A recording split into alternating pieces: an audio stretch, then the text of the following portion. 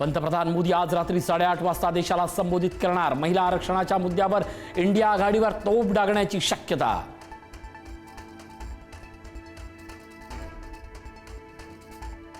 दिल्ली आणि मुंबईत भाजपचं काँग्रेस विरोधात आंदोलन। महिला आरक्षण विधेयकाच्या मुद्द्यावरून भाजप आणि शिवसेनेचं आंदोलन।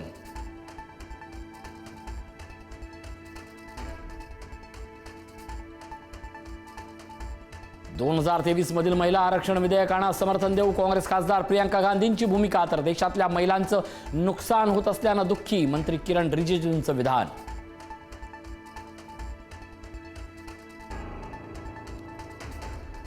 भाजप भोंदू असल्यानं त्यांनी भोंदू विधेयक आणली। संजय राऊतांची टीका। तर विरोधकांनी कधीच महिलांचा सन्मान केला नाही, मंत्री बावनकुळेंचा पलटवार।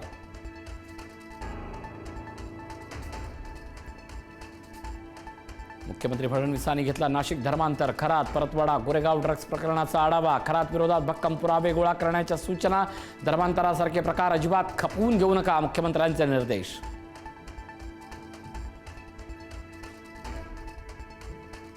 परतवाडा लैंगिक शोषण प्रकरणातील पीडिती मानसिक धोक्यात। आरोपी आयांसोबत व्हिडिओ व्हायरल झाल्यावर पीडितेसह कुटुंबीय मानसिक तणावात।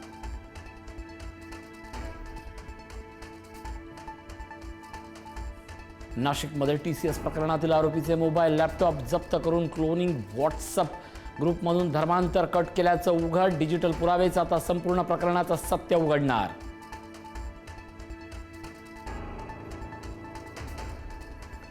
नाशिकच्या TCS मधील कॉर्पोरेट जिहाद प्रकरणातील आरोपी निदा खानच्या अटकपूर्व जामीन अर्जावरील सुनावणी पुढे ढकलली। सोमवारी होणार अटकपूर्व जामीन अर्जावर सुनावणी।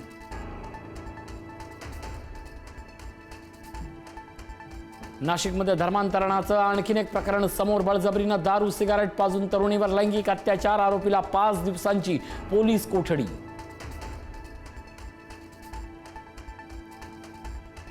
बोंधू अशोक खरातला 14 दिवसांची न्यायालयीन कोठडी। चौथ्या गुन्ह्यात खरातला 14 दिवसांची न्यायालयीन कोठडी। 5व्या गुन्ह्यात न्यायालयात अर्ज दाखल।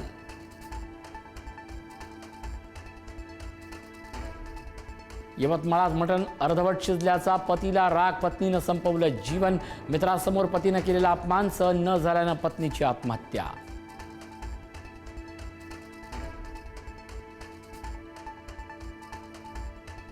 वीस ते 22 एप्रिल दरम्यान राज्यात वादळी पावसाची शक्यता। पश्चिम महाराष्ट्रात प्रामुख्यानं घाट परिसरात पावसाचा हवामान विभाग। शिकूया AI ची क्रांती, चला करूया MSCIT।